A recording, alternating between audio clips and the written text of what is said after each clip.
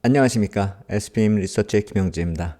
변곡점에 들어서고 있다 이렇게 생각이 됩니다. 이번 주에 중요한 흐름들이 나타나고 있는 게 엔, 달러, 국채, 주식시장 모두 다 비슷한 흐름으로 수렴이 되거나 펀더멘탈상이나 수급상으로 변곡점에 근접하고 있는 그런 모습이죠. 그래서 4월 말 변곡점이 좀 중요하다 이렇게 계속 생각이 되고 있는 것이고, 그것이 지나면서 변동성이 또 커질 수 있다, 그렇게 생각이 될 수 있는 여러 자산들이 변곡점으로 들어서고 있다 이렇게 보시면 될 것 같아요. 특히나 주식시장 같은 경우는 하루 건너 급등락이 나타나고 있죠. 정말 정신없다 이런 생각이 들고요. 특히나 실적 발표 시즌에 테슬라 같은 경우 또 메타 같은 경우 내용이 좀 상반된 그런 모습이 나타나기도 하는데 시장의 반응이 굉장히 민감하게 나타나고 있죠. 엔비디아 같은 경우나 관련된 반도체 업종도 마찬가지죠. 오늘은 주식시장 얘기를 초반에 조금만 하고요. 다른 자산들 변곡점 얘기를 해야 되니까요. 주식시장 얘기는 내일 하거나 내일 안 되면 주말 정도께 다시 말씀을 드리도록 하겠고요. 오늘은 잠시 보시면은 엔비디아 같은 경우가 탄력적으로 막 상승을 끌고 가기 힘든 이유, 이렇게 가만히 보시면은 이 월봉 차트거든요. 이 추세에 갇혀 있잖아요. 월봉 차트에서 특히나 이게 로그 차트거든요. 그런 경우에는 이 추세를 이렇게 쉽게 벗어나기도 힘들거니와 단순히 봐도 상승폭이 상당히 크잖아요. 상승폭이 크기 때문에 로그 차트로 볼 수밖에 없는 것이기도 하고요. 그렇다면 최근에 나타났었던 그런 탄력으로 앞으로도 시장을 끌고 가기는 쉽지 않다, 그렇게 보는 게 맞겠죠. 무너질 수도 있겠죠. 근데 무너진다라기보다는 상방 쪽 탄력이 제약된다 이렇게 봐야 될 것 같아요. 그리고 나스닥 선물 쪽 흐름 보겠습니다. 이번에 변곡이라고 말씀드리는 이 지점이요, 작년 10월하고 비교를 하고 있잖아요.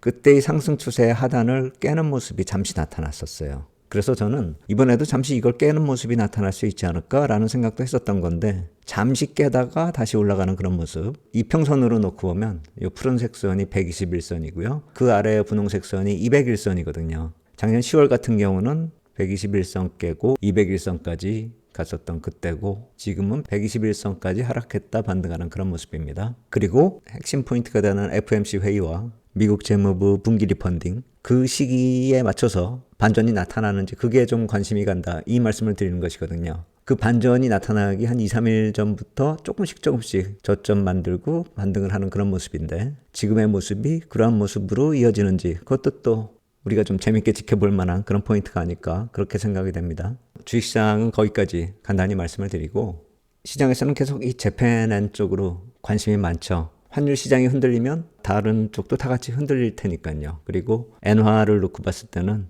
미 국채하고 계속 연관해서 생각한다, 그 말씀 드리고 있잖아요. 그래서 이렇게 무너질 만한 요인이 단순히 일본 경제뿐만이 아니라 미국 국채 수급하고도 연관된다, 이렇게 해석을 하고 있고요. 그렇다라고 본다면은 또 분기점이 될 수 있는 것이 오늘이 7년물 국채 발행되면서 4월에 국채 발행이 마무리된다라는 것이죠. 물론 내일 BOJ 통화정책회의, 그건 역시 마찬가지로 무게감이 있죠. 근데 참 절묘하게 타이밍상으로 오늘 달러가 필요하고 엔화 쪽 수급이 약해지는 그 분기점이 오늘이고 바로 내일이 BOJ 통화정책회의라는 것이죠. 그렇다면 참 엔 쪽에 대해서는 포지션 가진 사람들이 숏이건 롱이건 상당한 관심이 갈 수밖에 없는 그런 시점이다, 이렇게 생각이 들어요. 그래서 이건 재팬엔 분봉이거든요. 오늘 쭉 빠져내려가고 있어요. 엔화로 보면 이렇게 나타나는데 엔달러로 보면 차트가 위로 팍 치고 올라가잖아요. 제가 155.25 쪽에서 개입이 나타날 수도 있다라는 그런 루머가 돈다, 이렇게 말씀을 드렸는데 그것도 돌파하고 있죠 지금. 근데 타이밍상으로 놓고 보면은 돌파한 이후에 엔화가 급격히 빠져내려가지는 못해요. 그것이 지금이 크리티컬 포인트까지 왔다라는 점 다들 주목하고 있는 것이죠, 시장 참여자들이. 달러 수급상으로는 제가 봤을 때는 22일 정도가 마무리됐다라고 보이고요. 엔달러 수급은 아까 말씀드렸듯이 25일 타이밍상으로 그렇게 변곡이 나타난다, 그렇게 생각이 되고, 그렇기 때문에 오늘 국채 발행이 마무리되는 그 시점, 우리 시간으로 보면 새벽 1~2시 정도 되겠죠. 그 이후에 엔하고 달러 흐름, 변곡의 분위기를 만들어갈 수 있는 그런 타이밍이 오는 것이 아닌가, 그런 생각이 듭니다. 그거 한번 좀 지켜볼 필요가 있겠다, 이런 생각이 들고요. 국채 쪽이 얼마나 부담이 가길래 그러냐, 그걸 한번 생각해 본다면은, 네, 보시면은요, 이게 분기별로 얼마나 증가되는가에 대한 그 수치를 나타낸 표입니다. 그리고 이 푸른색 선하고 붉은색 선으로 나눈 것이, 푸른색 선은 빌이고요, 붉은색 선은 노트본드의 합계입니다.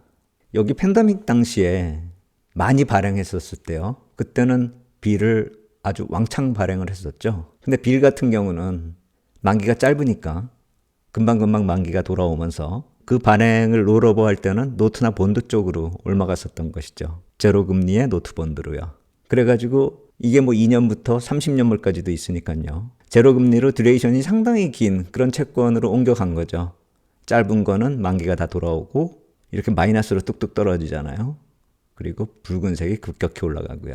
이게 지금 고금리에서 미국 재무부 쪽의 조달금리가 평균적으로는 약간 낮게 유지될 수 있는 그런 요인이기도 하죠. 그 얘기는 또 나중에 다시 하기로 하고요. 그러한 흐름을 빼고 나면은요. 이번 분기에 발행되는 노트하고 본드의 증액 물량이 4,470억 불을 기록하고 있어서 굉장히 큰 양이에요. 붉은색 막대기의 키를 이렇게 보세요. 방금 전에 말씀드렸던 팬데믹 때 발행된 빌이 만기되는 물량을 롤오버한 그 과정을 빼면은 그 이전의 양하고 한번 비교해 볼게요. 분기 발행량 증액량이 많았었던 때가 3,260억 불 정도예요. 근데 지금 4,470억 불이거든요. 이번 분기에. 30%가 늘어났다라는 것이죠. 그러니까 당연히 노트본드 발행할 때는 부담이 될 수밖에 없는 것이고요. 지금. 빌 쪽이 규모가 줄어들었기 때문에 부담이 줄어들었다. 그렇게 보기도 힘든 것이 빌 규모 줄인 거는 이번에 들어오는 현금을 감안해가지고 정했을 가능성이 크다라고 말씀을 드렸잖아요. TJ 잔고 다시 한번 볼게요. 15일에 급증했다고 말씀드린 다음에 그 다음에는 증가하는 금액이 조금씩 그렇게 크지 않다라고 말씀을 드렸잖아요. 그래도 조금씩 늘어나서 23일 기준으로 놓고 보면 9,557억 불 기록하고 있어요. 이게 정점이 아닌가라고 생각이 들어요. 그 다음 날은 약간 좀 줄어드는 그런 모습 보였거든요. 분기 말 잔액이 7,500억 불로 맞춰져 있잖아요. 그렇다면 지금 이 잔액만 놓고 보더라도 분기 말잔 대비 한 2천억 정도 초과되는 금액이잖아요. 유동성이 이만큼이 재무부로 들어왔다라는 것이죠. 단기적으로는 악재죠. 근데 22일에 그게 정점이 쳤을 가능성이 있다라는 겁니다.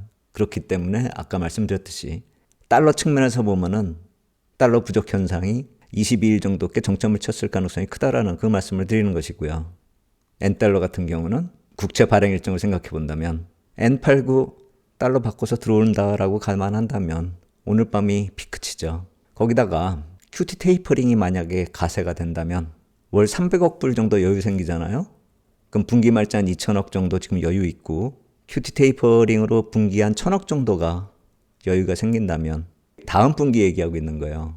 5월, 6월에 급격히 돈 빠져나가는 일이 없다라고 감안한다면 이번 4월 지나면서는 마치 작년 11월처럼 이번 5월, 6월에 발행되는 국채 발행량을 예정보다 줄이는 그런 모습이 나타날 수도 있고 아니면 3분기 쪽에서 약 한 3천억 불 이상 여유가 생기는 것을 반영시킬 수도 있겠죠.